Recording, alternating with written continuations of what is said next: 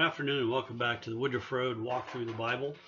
We are in the month of April and now we are going through the book of Numbers. As you recall, so far we've gone through the books of Genesis, Exodus, and Leviticus. As I said, now we're arriving in the book of Numbers. As you recall, the children of Israel, the Jews, were enslaved in the country of Egypt. The Lord has delivered them out of them, brought up a leader, Moses, and they are now arriving at Mount Sinai. We are going to look then at the book of Numbers and do a kind of overview of that. The book is actually divided into about 5 sections. 3 of them discuss specific wilderness areas, and then 2 of them are sandwiched in between those are times of travel. The first area we read about is in chapters 1 through 10, where we read about the wilderness of Sinai. Of course, this is at Mount Sinai. The second wilderness area is in 13 through 19, chapters 13 through 19, the area of the wilderness of Paran. And then finally, the third wilderness area, the plains of Moab, in chapters 22 through 36. And as I said, sandwiched between these 3 wildernesses are travel experiences, travel times, discussions, or travel logs, perhaps, if you'd like to think of it that way. Those are in chapters 10 through 12, and then also in chapters 20 through 21.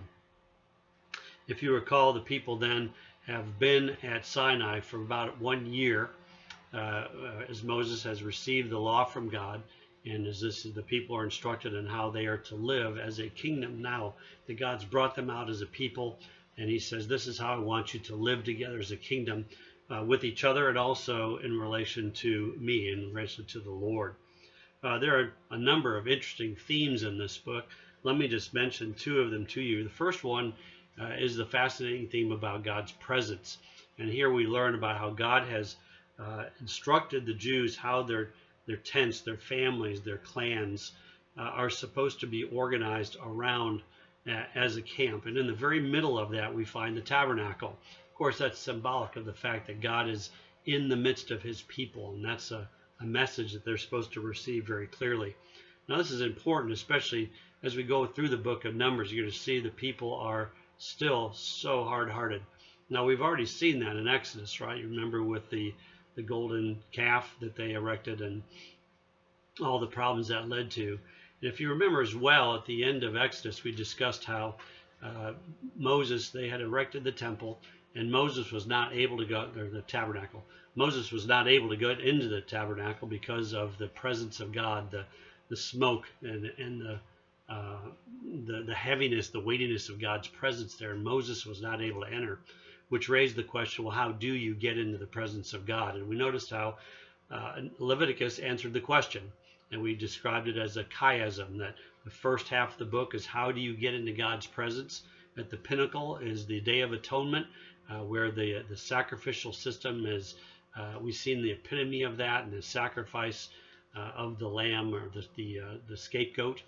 And then you have the second half of the book is about the maintaining that presence of God, that maintaining that place in the presence of God. And here we go into Numbers, and we see that the people now are being blessed by the Lord, by his promise to stay in their presence. And this is a good theme for all of us to remember. And as they go through the wilderness, every time they set up the tabernacle, again, it's a reminder that God is with them.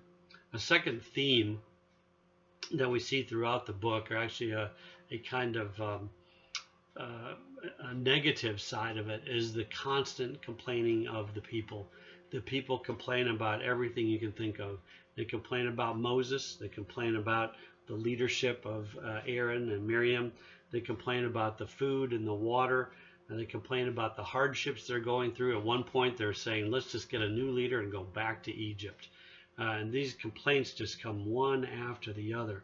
They're complaining even when the spies go into the land that God's promised to them. And he says, I'm going to bring you into this promised land, land flowing with milk and honey. And 10 of the spies come back and say, they're too big, we can't do it. 2 of them say we can. I think one of the things we learn here is about this issue of complaining. Something that we have to be very careful of ourselves. As we see things change in our culture, as we're going into a kind of a wilderness, how will we respond? Are we going to continue to complain about the leadership? Are we going to complain about the economy? Are we going to complain about how hard life is? even in spite of the fact that we're in the most wealthy nation in the history of the world, will we be complainers? Or are we going to be like the Joshua and Caleb's that say, this is where God has us, and let's take it. Let's have a positive attitude, not fear our enemies, but instead push aside any kind of complaining, accept what the Lord brings into our lives, and cheerfully obey him and to follow him.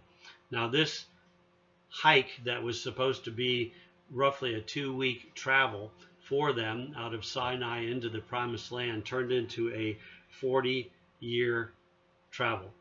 And that's because of their complaining. God does allow us to go into the wilderness when we complain. Again, important lesson for us to remember here. So as we go through the book, we'll find other themes as well. I won't get into those now. Perhaps the other pastors will pick up on those. We'll see some interesting topics such as the Nazirite vow that's described in Numbers 6. That plays into even some New Testament stories as well. We also have the story of the spies themselves that in a more detailed fashion is quite fascinating. And then we have also the story of Balaam, who is called by the king to pronounce a curse against Israel and who can't. Lots there to enjoy as well. So as we go through the book of Numbers, recognizing that there are going to be some chapters that will have a lot of numbers and census type of information, don't let that discourage you. There are a lot of gems hidden within this book, but just remember the overall picture is one of a people that God is bringing to this promised land. Allows them to rebel, they do, and he brings consequences to it. But then he is still faithful to his promise to bring them there. And we'll see this as we go into the book of Deuteronomy, when Moses gives his talk and says his kind of introductory speech as they're getting ready to go into the land. So enjoy the book of Numbers. If you have any questions, of course, feel free to call us, and we'll look forward to talking to you more about that. The Lord bless.